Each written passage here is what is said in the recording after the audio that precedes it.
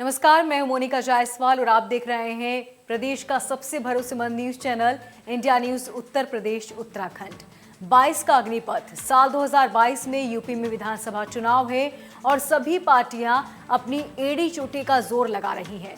ऐसे में आज 22 के अग्निपथ में हम बात कर रहे हैं सीएम योगी के सुल्तानपुर दौरे की और बीजेपी के चाणक्य कहे जाने वाले अमित शाह का 2 दिवसीय वाराणसी दौरे की। तो वहीं ओवैसी ने अखिलेश यादव को कैसे जानकारी बढ़ाने की नसीहत दी, हम आपको दिखाएंगे, क्योंकि ये 22 का अग्निपथ है।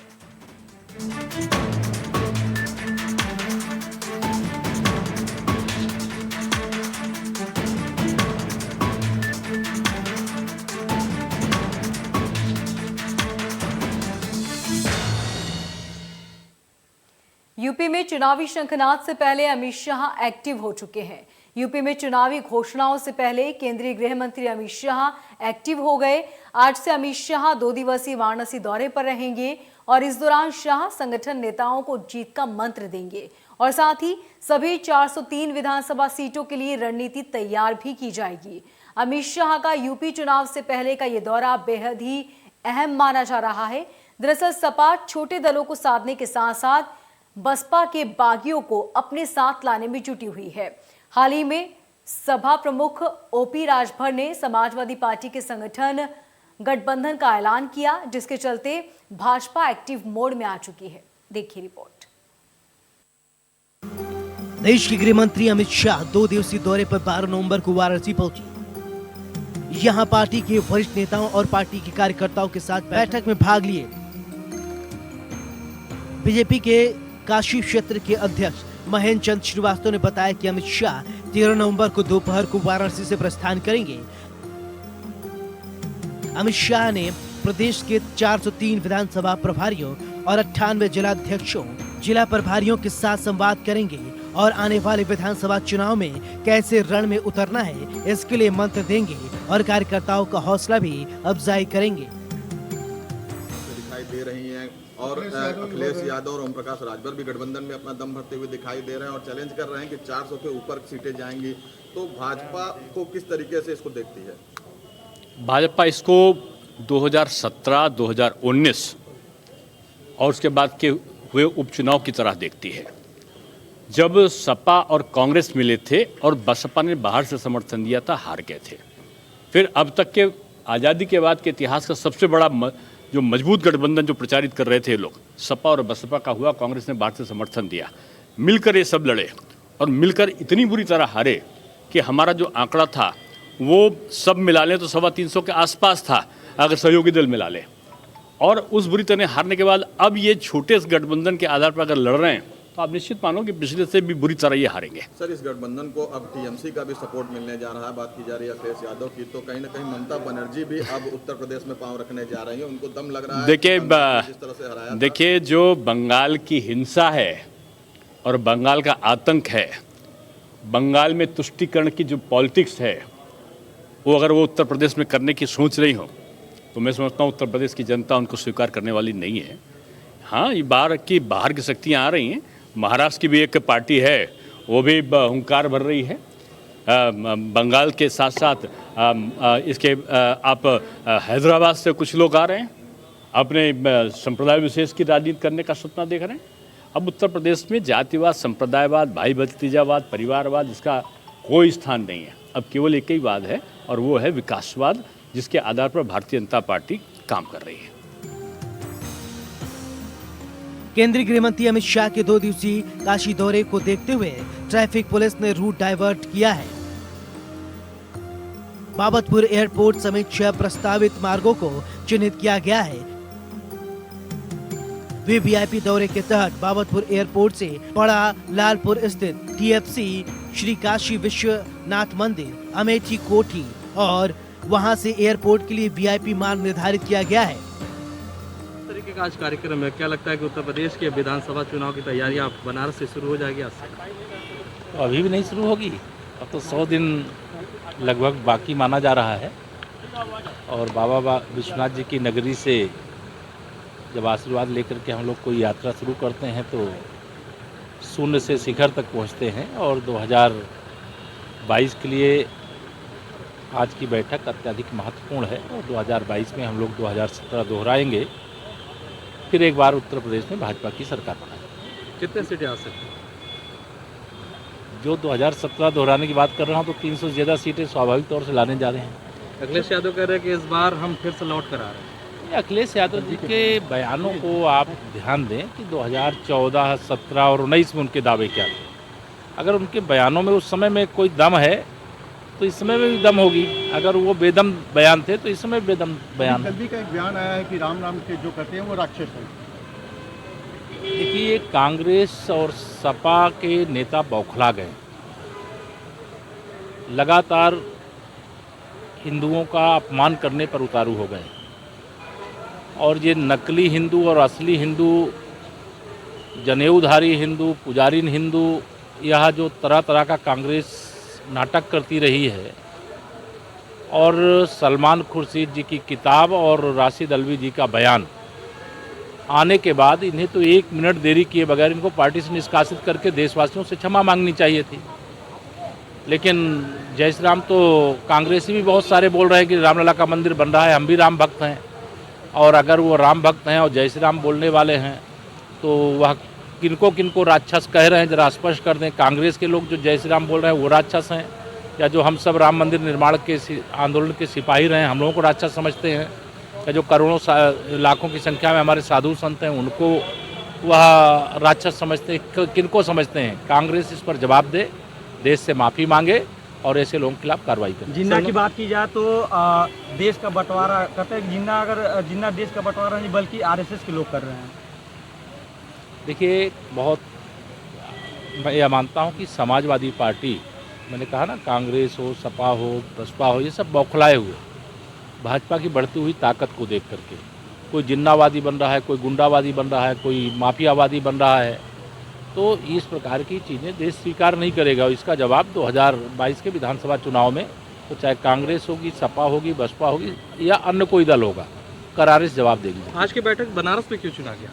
बनारस उत्तर प्रदेश से बाबा की नगरी है और बनारस में बैठक हो रही है, माननीय प्रधानमंत्री जी का संसदीय क्षेत्र है, ये तो गौरव की बात है। देश के गृह मंत्री माननीय श्री अमित शाह जी आज की बैठक में मार्गदर्शन करने के लिए आ रहे हैं। उत्तर प्रदेश के लिए और भाजपा के लिए माननीय अमित शाह जी से ज़्यादा शुभ कौन होगा, और माननीय प्रधानमंत्री जी के संसदीय क्षेत्र बाबा की नगरी से अच्छा स्थान और कौन होगा? ये तो सौभाग्य की बात। लेकिन अखिलेश यादव तो गोरखपुर से भी रैली निकाल रहे हैं। नहीं निकाले, उनको रैली निकालने से, रैली क्या उन्होंने 14, 17, 19 में नहीं निकाला था क्या? पहले भी यात्रा निकाली थी, रैली किया था, बैठक किया था, सभा किया था, खोदा पहाड़ निकली चुईया। गृहमंत्री अमित शाह को बीजेपी का चाणक्य कहा जाता है और अमित शाह वाराणसी में हो तो समझो बाबा की नगरी से कुछ नया प्लान बनने वाला है। देश के गृह मंत्री अमित शाह अपने 2 दिवसीय दौरे पर आज वाराणसी पहुंच रहे हैं। उनके आगमन से पूर्व यहां पर प्रदेश के डिप्टी सीएम केशव प्रसाद मौर्य, दिनेश शर्मा व प्रदेश अध्यक्ष स्वतंत्र देव सिंह सहित मुख्यमंत्री योगी आदित्यनाथ भी कुछ देर में यहां पहुंचने वाले हैं। इसको लेकर के तैयारियां मुकम्मल की जा चुकी हैं। बताया जा रहा है कि अमित शाह इस दौरान पार्टी पदाधिकारियों व जिलाध्यक्षों व प्रभारियों आदि के साथ बैठ करके आगामी उत्तर प्रदेश चुनाव 2022 को लेकर के रणनीति तैयार करेंगे। साथ ही साथ उनको मूल मंत्र भी देंगे। इसको लेकर के वाराणसी में मुकम्मल तैयारियां की जा चुकी हैं। वाराणसी से इंडिया न्यूज़ के लिए अमर श्रीवास्तव। साल 2022 में विधानसभा चुनाव होने हैं और बीजेपी के आला कमान लगातार प्रदेश का दौरा कर रहे हैं। अमित शाह का वाराणसी दौरा कई मायने में बेहद ही अहम है। अभी से शाह जनता की नब्ज टटोलना चाहते हैं। वो देखना चाहते हैं कि आखिरकार उत्तर प्रदेश की जनता क्या चाहती है और किस तरीके से चुनावी मैदान में उतरा जाए। इंडिया न्यूज के लिए वाराणसी से पंकज चतुर्वेदी की रिपोर्ट।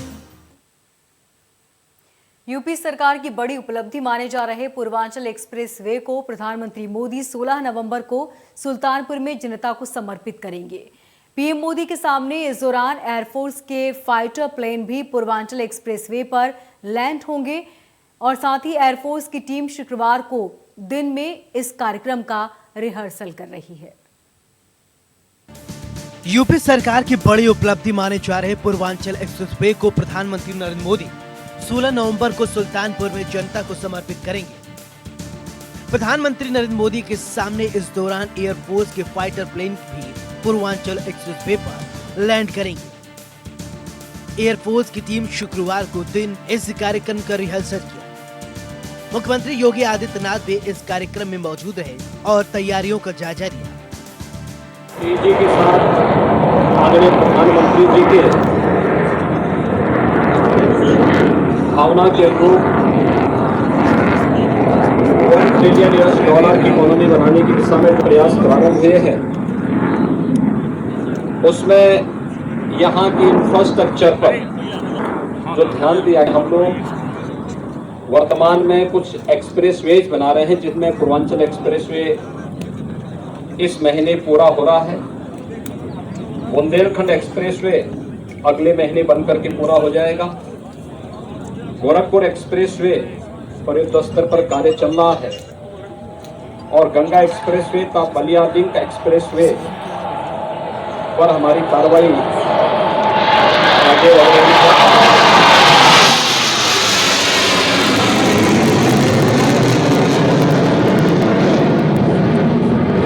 अब यूपी जाना जाएगा।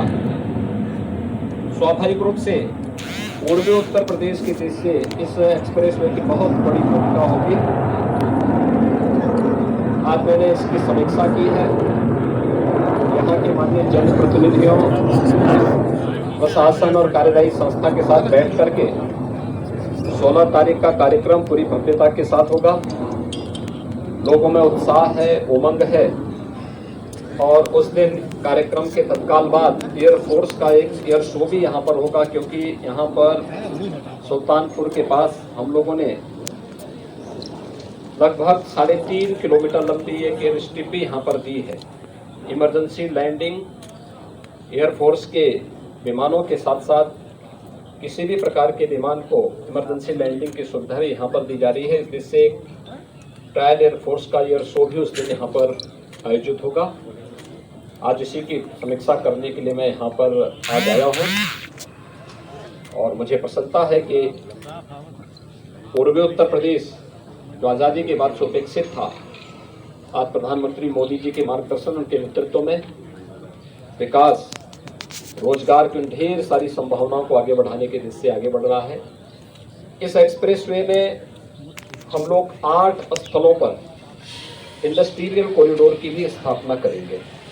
उसका नोटिफिकेशन जारी हो चुका है, कार्रवाई आगे बढ़ चुकी है और बहुत शीघ्र इस व्यवस्था को आगे बढ़ाने में मदद मिलेगी। पूर्वांचल एक्सप्रेसवे पर सुल्तानपुर में करीब 2 बजे एयरफोर्स की टीम फाइटर प्लेन के लैंडिंग और टेक ऑफ का रिहर्सल किया। प्रधानमंत्री आने वाले हैं, जिसका मुख्यमंत्री योगी आदित्यनाथ ने सुरक्षा व्यवस्था किस तरीके से किए गए हैं, कहां पर क्या व्यवस्था होना है, इन तमाम बातों को बारीकियों से समझा और अधिकारियों को दिशा निर्देश दिए। हम है पूर्वांचल एक्सप्रेसवे पर 16 तारीख को प्रधानमंत्री नरेंद्र मोदी इस पूर्वांचल एक्सप्रेसवे को जनता के हवाले करने जा रहे हैं, उद्घाटन करेंगे। आपको बता दें कि जिस तरीके से 16 तारीख की तैयारियां यहां पर चल रही हैं, आज उसी का जायजा लेने के लिए उत्तर प्रदेश सूबे के मुख्यमंत्री योगी आदित्यनाथ यहाँ मौके पर आ रहे हैं। आप देख सकते हैं कि यहाँ पे अधिकारियों के साथ बैठ के समीक्षा बैठक करेंगे और यहाँ पे रनवे भी बनाया गया है। रनवे पे करीब 30 लड़ाकू विमान, जिसमें सुखोई भी है और तमाम तरीके के विमान हैं, वो बाकायदा एयर शो भी करेंगे। वो सामने बना हुआ है जो एयर शो भी 20 से 25 मिनट का एयर शो आदित्यनाथ योगी जी के सामने होगा समीक्षा बैठक के बाद। Arvind Srivastava, India news, Sultanpur.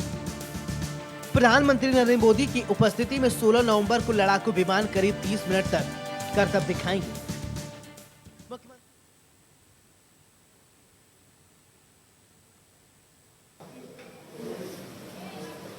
और तस्वीरें आप दिख रहे हैं वाराणसी से सीधी तस्वीरें, जहां पर गृह मंत्री अमित शाह पहुंचे हैं और तस्वीरें आप देख सकते हैं। अमित शाह के साथ ही सीएम योगी भी मौजूद हैं और तमाम अधिकारी मौजूद हैं। अमित शाह मंदिर पहुंचे और मत्था टेक कर आशीर्वाद लिया। तो वाराणसी से सीधी तस्वीरें आप देख रहे हैं, जहां पर अमित शाह के साथ ही सीएम योगी भी मौजूद हैं और तमाम अधिकारी नेता भी वहां पर मौजूद हैं। अमित शाह ने भगवान के दर्शन किए और साथ ही जीत का आशीर्वाद भी लिया।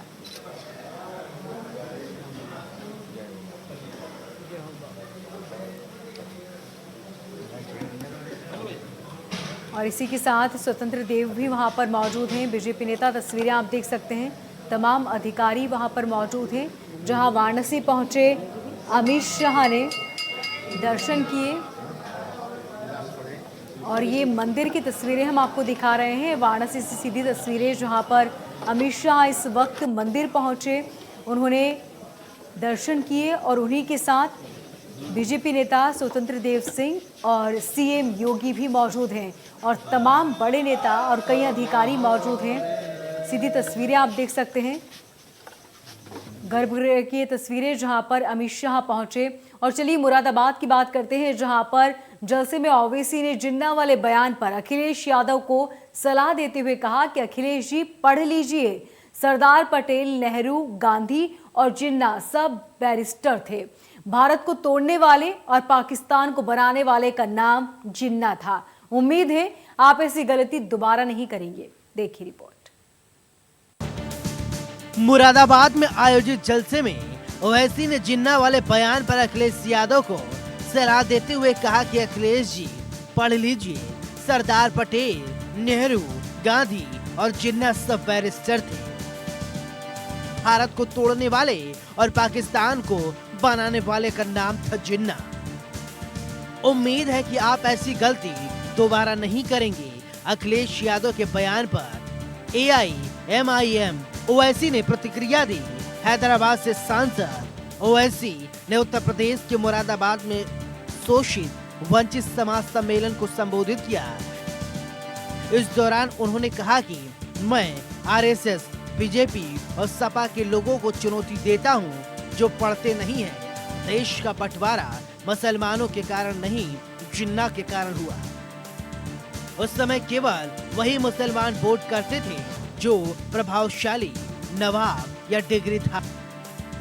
उसके खिलाफ, अल्ताफ के खिलाफ एक कंप्लेन दी गई कि वो किसी लड़की को लेकर भागा था। पुलिस लेकर जाती है और बाप कह रहा है कि मैंने जाकर अपने बेटे को पुलिस के हवाले किया। मैंने खुद, एक बाप कह रहा है कि मैंने अपने बेटे को ले जाकर पुलिस के हवाले किया कि कर लो आप तहकीकात। उस बाप ने अपनी जिंदगी की बहुत बड़ी गलती की जो इन जालिम पुलिस वालों पर भरोसा कर दिया। बाप लेकर गया पुलिस स्टेशन तो बाद में मालूम हुआ बाप को कि तुम्हारा बेटा अस्पताल में, दौड़ो भागो। बाप दौड़ता हुआ गया अपने खानदान के साथ तो मालूम हुआ बेटा मर गया। कैसे मरा? तो बोले उसने खुदकशी कर ली पुलिस स्टेशन में। कहां पर की? तो बैतुल खला में। मैं तो गलत कहा, 2.5 फीट की नल की टूटी को उसके गले में जो हुड था उसका धागा निकालकर उस बच्चे ने अपने गले से लगाकर उसको टूटी को बनकर खुदकशी ले ली। वाह कासगंज की पुलिस, तुमको तो बहुत बड़ा इनाम मिलना चाहिए कि 2.5 फीट की टूटी पर पानी की कोई गले का वो धागा निकालकर अपने गले से बांधकर टूटी को लगाता है, तब भी तो उसके पैर जमीन को ही लग रहे हैं। उसके पैर जमीन को लग रहे हैं। कैसे मरता है बच्चा? मालूम हुआ, मैं कह रहा हूं, कासगंज की पुलिस ने अल्ताफ को मारा, पुलिस स्टेशन में वो कत्ल किया, वो कातिल है तुम लोग। तुम दुश्मन हो बच्चों के, तुम दुश्मन हो। तुम्हारे पास केस आया, अरे तुम तहकीकात नहीं, तुम तो मर्डर करना जानते हो। बच्चे को ले जाकर मार दिए और तरफे तमाशा देखिए कि उस बच्चे के बाप, आप सोचिए कि आप भी अपने पेट में औलाद है, मुझे भी औलाद। वो आपका बेटा है मेरे भाई, वो आपका भाई है, वो आपका बेटा है, आपका भाई है। अगर तुम मुरादाबाद में बैठकर ये समझ रहे हो कि नहीं नहीं कासगंज में हुआ, मुझे उससे क्या करना है, अगर तुम उस बच्चे के गम को अपने सीनों में महसूस नहीं करोगे तो मुझे शक होगा तुम्हारे मुसलमान होने का। तुमको उसका दर्द महसूस करना पड़ेगा क्योंकि रसूलुल्लाह सल्लल्लाहु अलैहि वसल्लम ने फरमाया कि मोमिन कौन है? मोमिन वो है अगर किसी के पैर के तलवे में अगर कीड़ा लगता है तो मोमिन वो है जो अपने सीने में उसकी तकलीफ को महसूस करता है। ओवैसी ने कहा कि विभाजन के लिए कांग्रेस और उस समय के नेता जिम्मेदार थे। असदुद्दीन ओवैसी ने कासगंज में पुलिस हिरासत में युवक की मौत मामले में कहा कि कासगंज की घटना आपके सामने है। अल्ताफ के पिता को बताया गया कि थाने में उसके बेटे ने हुड्डी में रस्सी के सहारे 2.5 मीटर ऊपर पानी के नल से फंदे लगाकर आत्महत्या कर ली। कासगंज पुलिस ने उसे मार गिराया। आप जांच करने नहीं बल्कि हत्या करना जानते हैं, इस तरीके का बयान उन्होंने दिया। की पहली औलाद आप इब्लीस की पहली औलाद है। जो पुलिस वालों ने मारा तुम शैतान की औलाद हो। तुम्हारे लुत्फे में फर्क है, तुम्हारे लुत्फे में फर्क है। मैं कह रहा हूं उस बाप को जो अपने बेटे को खो दिया, जिसको तुमने पुलिस स्टेशन में मर्डर किया, तुम उसके अंगूठे के साइन लेकर उस पे लिख देते हो कि ये बेटे के बाप ने ये लिखा है कि वो पुलिस की तहकीकात से मुतमईन है और मेरे बेटे ने खुदकशी करके अपनी जान ले। अरे पुलिस वालों जिन्होंने हरकत की, कल अगर तुम्हारी बेटी तुम्हारा बेटा ऐसा मर जाएगा या मार दिया जाएगा तो तुम्हारे दिल पर क्या पहुंचेगा? ये जुल्म हो रहा है, ये जुल्म हो रहा है। और आवाज कैसे उठती है? नहीं हमने बोल दिया, हम भी कंडेम करते हैं उसको। 2 लाख भिजा देंगे, 3 लाख भिजा देंगे। अरे सवाल ये पैदा होता है कि जब गोरखपुर के होटल में गुप्ता साहब को पुलिस ने मारा, उनकी मौत हुई, हम उसका कंडेम। वहीं असदुद्दीन ओवैसी का अखिलेश यादव ने भी पलटवार किया है। यानी उत्तर प्रदेश की सियासत में राजनीति सरगर्मियां हाई हैं, कोई किसी को छोड़ना नहीं चाहता। आरोप प्रत्यारोप की राजनीति चरम पर है, क्योंकि साल 2022 को विधानसभा चुनाव है। विधानसभा चुनाव से पहले सभी अपने को पाक साफ बताने में जुटे हुए हैं, लेकिन ये जनता है खूब समझती है। इंडिया न्यूज के लिए मुरादाबाद से शहनवाज की रिपोर्ट। इस बुलेटिन में फिलहाल इतना ही। देखते रहिए इंडिया न्यूज।